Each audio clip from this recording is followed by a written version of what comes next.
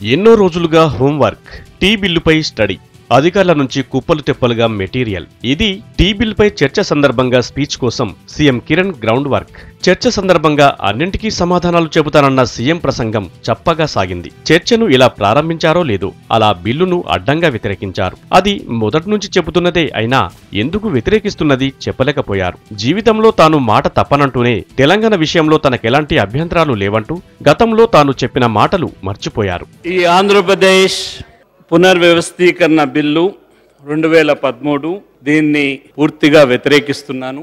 నేను నా జీవితంలో నా భావాలు గాని నేను చెప్పిన అంశాలు గాని నా జీవితంలో నాగం జనార్దన్ రెడ్డికి మాదిరిగా నేను మార్చుకోలేదు. నా జీవితంలో తన స్పీచ్ లో పూర్తిగా గత చరిత్రను వల్లెవేశారు సీఎం. వెనకటి ముచ్చట్లు చెప్పుకొచ్చారు. 1956కు ముందు ఉద్యమాల గురించి వివరించిన ముఖ్యమంత్రి ఆ తర్వాత ప్రాణాలను కూడా లెక్క చేయక తెలంగాణ వాదులు సాగించిన ఉద్యమాన్ని ఉచ్చరించలేదు. స్వాతంత్రం రాకంటే ముందర ఎన్నో ఉద్యమాలు చేయడం జరిగింది.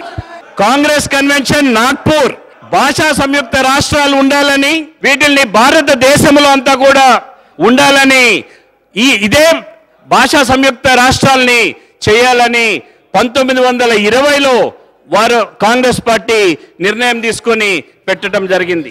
అన్ని పార్టీలు నిర్ణయం తీసుకున్నాకే కాంగ్రెస్ విభజనపై నిర్ణయం తీసుకుందన్నారు సీఎం కిరణ్. తెలంగాణ అంశం అంత సులువైంది కాదని, 50 ఏళ్లుగా దీన్ని పరిష్కరించేందుకు కేంద్రం తీవ్రంగా ఆలోచిస్తోందని చెప్పుకొచ్చారు. తాను సీఎం అయ్యానంటే కాంగ్రెస్ పార్టీ సోనియా పుణ్యమేనన్నారు నల్లారి. అయినా కూడా విభజన నిర్ణయాన్ని వ్యతిరేకిస్తున్నానన్నారు. తన బాధ అర్థం చేసుకోవాలని వేడుకున్నారు. ఈరోజు ముఖ్యమంత్రిగా ఆంధ్రప్రదేశ్ రాష్ట్రానికి అయ్యానంటే అది కేవలం మా పార్టీ వల్ల, సోనియా గాంధీ వల్ల అయ్యానని స్పష్టంగా తెలిసినా కూడా, వాస్తవం అదే అయింది చెప్తున్నా కూడా ఎందుకు తీసుకుంటున్నానని స్పష్టంగా తెలియజేస్తాను. మొత్తానికి తాను తీస్తున్న సమైక్యరాగం ఎందుకో స్పష్టంగా వివరించలేదు ముఖ్యమంత్రి. చరిత్ర పాఠాలు, అభివృద్ధి గణాంకాలు, రాజకీయ వ్యవహారాలు వల్లెవేస్తూ విసుగు పుట్టించారు.